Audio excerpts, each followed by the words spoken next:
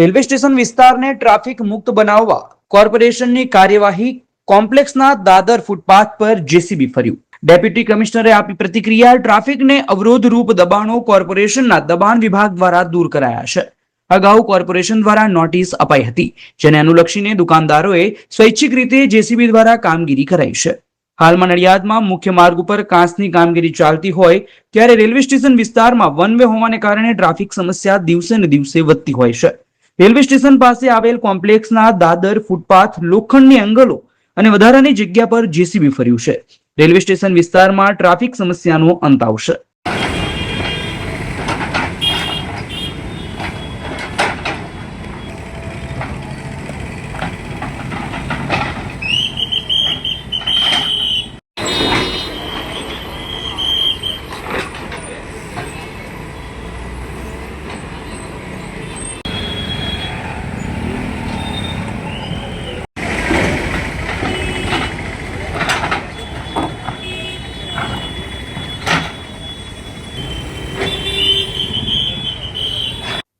Railway station કોમ્પ્લેક્સમાં જે complex બનાવવામાં આવેલો હતો તેમાં પગથિયાના હાઇટ વાળા ઓટલા માર્જિનની જગ્યા બનાવેલો હતો, જે અગાઉ મહાનગરપાલિકા દ્વારા નોટિસ આપવામાં આવેલ હતી, જેના અનુસંધાને તેઓ દ્વારા જાતે આ કાર્યવાહી કરી અને દૂર કરી નાખવામાં આવેલ છે.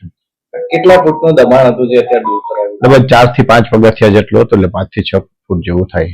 My school is one such future-ready school where I understand each and every concept taught in the class and don't rote learn, where teachers don't just use books and blackboard to teach but use new ways of teaching and learning like audiovisual learning, activity-based learning and group activities, which enhances my conceptual understanding. My school also teaches coding, which is an important 21st century skill. Not just that, I get an opportunity to showcase my skill on a national platform. And with all this, I acquire important skills that make me future ready and confident.